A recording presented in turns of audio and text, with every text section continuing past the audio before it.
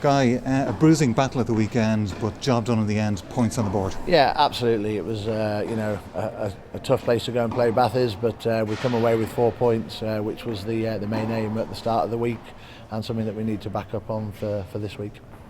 What kind of a challenge does it present to you and the management team facing the same side in back-to-back weekends?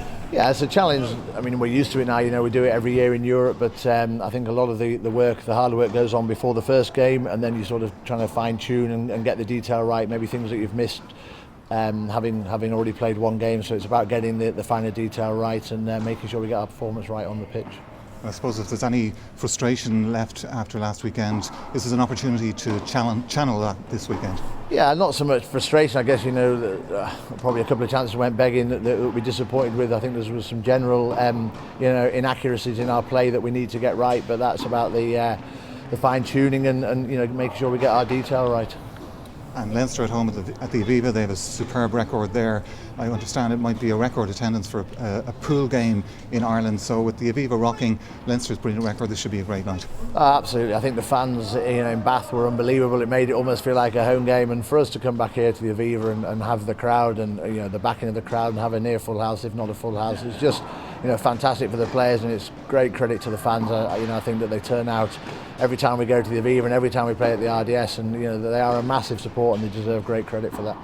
And Guy, obviously in the Aviva, seriously, how much of a boost would it be to play in front of a home crowd in top flight rugby? It's amazing. I think every time we've gone there, the crowd's been 45,000 plus, and the players, they just get such a buzz out of it. But it also works that Bath, I've already read in the papers say they're looking forward to coming and playing in front of a big crowd. So we just need to make sure that we prepare correctly for it and come away with hopefully another win.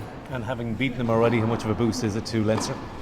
Having beaten them last week, obviously, that's the first part of a double header. I think that really doesn't count for a lot if we go and and get beaten this weekend. So it's a massive game for us. Obviously the next game's always the biggest game, but this is a really huge one to make sure that we back up on the victory last week and get another 4 points out of it. And do you feel there's room for improvement?